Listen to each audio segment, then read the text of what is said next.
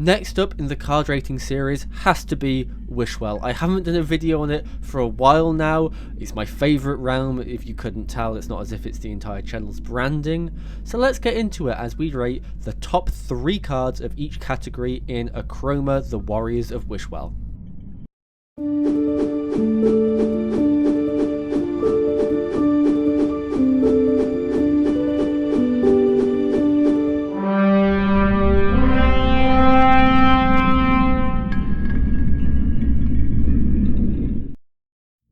Now, I'm going to start with a disclaimer here that I am not rating any abilities or effects of the cards. I'm just solely looking at a card and telling you whether I like it compared to the other cards in their category. Some of them are memey. You might disagree with how I've ranked these. You might think another card is more beautiful or whatever, and that's perfectly fine. I mean, everyone's going to have a differing opinion, and my opinion is usually quite rubbish.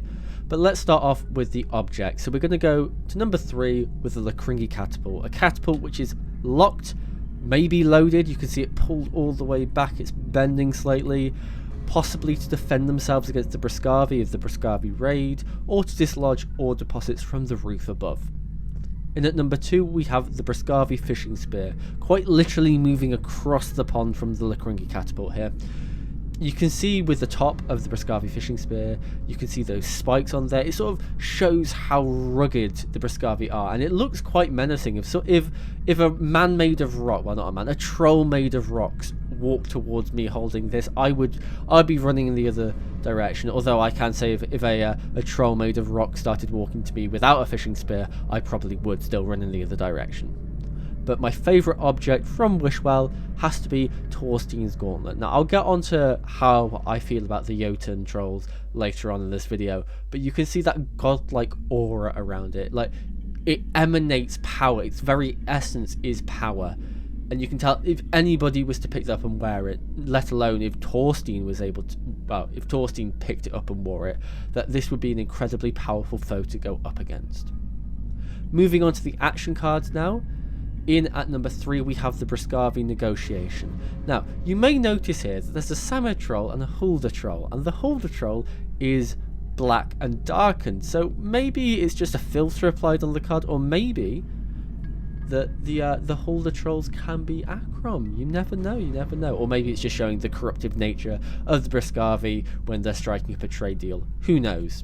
And at number 2, we have Imbued in the Forges. Now, this perfectly encapsulates everything that the Hulda trolls are about, everything that the Lacringi do, especially with their forging. And we'll get onto a forge later as well, because that's in my locations.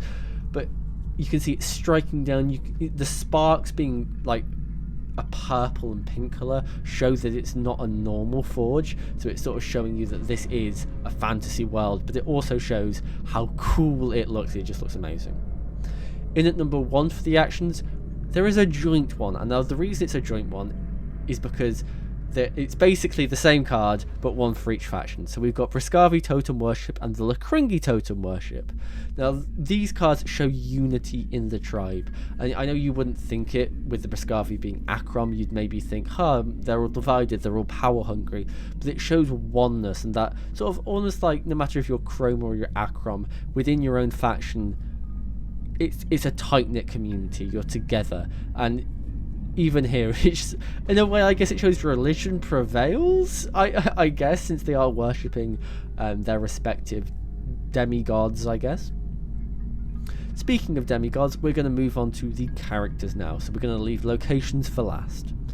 And at number 3, we have Magnus of Lacringi. Now, I've made my opinion very clear on Magnus. I love his glasses. He's a very funny character to me. I just love everything about him. Look at those ears. He's got a nice little plaited hair at the back, bits of leaf on his shoulder. He is a very hunky man for the Hulda trolls. Speaking of sort of hulky characters, we've got Brynhild of Briscavi. Now, I just want to highlight what it says in her lore text, and it says that she is a powerhouse behind her son Snorri's journey to chieftain, and a powerhouse she is.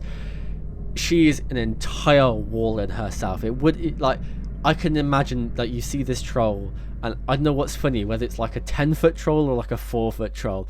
Either way, I just love Brynhild. She's so funny. And at number 1, we don't have just one card, we have sort of a category of cards, I guess. We have the Jotun trolls, the gods of the Norso planum, and I'm sure we get introduced to other Jotun trolls hopefully in later sets, but we've got to wait like a year for that. But these, you can tell, even if you were new to the game and you looked at these cards, you'd be able to tell that these are powerful beings. They're godlike. Sort of, again, I said this about Torsten's Gauntlet, you've got the aura around them. You've got the fact that the colours, it's pastel. I guess you could probably see through them, almost like a hologram from Star Wars. But you get the gist from what I mean by that. Finally, we're going to move on to locations. Now, as I say, locations typically have the prettiest artwork, I would say, which is why I do this in category based, not as a whole, because locations would probably take the cake. But in at number 3, we have Wishwell Market Stall. Now, I feel like this perfectly encapsulates how you would feel in the Norso planum. You can see the smoke going up. You can just about make out the roof, the rocks above.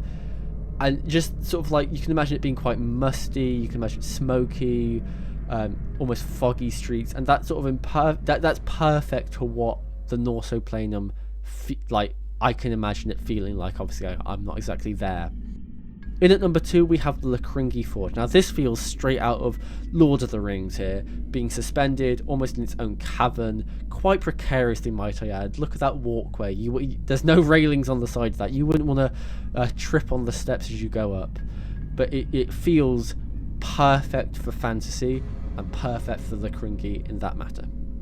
And in at number 1, we have the piece that could be a Monet painting, and it's the Lacringi Gardens. Now it is so... I'm going to say this about most cards. I think I said this in the last video as well. It is so beautiful. All locations beautiful, but this one is just amazing. You've got the greenness, which is in vast contrast to most of the other locations within Wishwell Quarry, which is a nice juxtaposition. But then if you look closely, you'll notice the path up and around the Lacringi Gardens is incredibly precarious in its own. It's a thin stone path which looks like it has a sheer drop on either end, which begs the question on how Leaf manages to tend to these gardens without any form of injury, which I guess is why he's sort of a more timid Lacringi character in this set. And yeah, that's my rating of all the categories for cards within Wishwell Quarry. We've still got 2 regions left. I haven't done one on Draco Temple and I haven't done one on Flutterby Falls, so yeah, let me know which one you'd like to see me do next.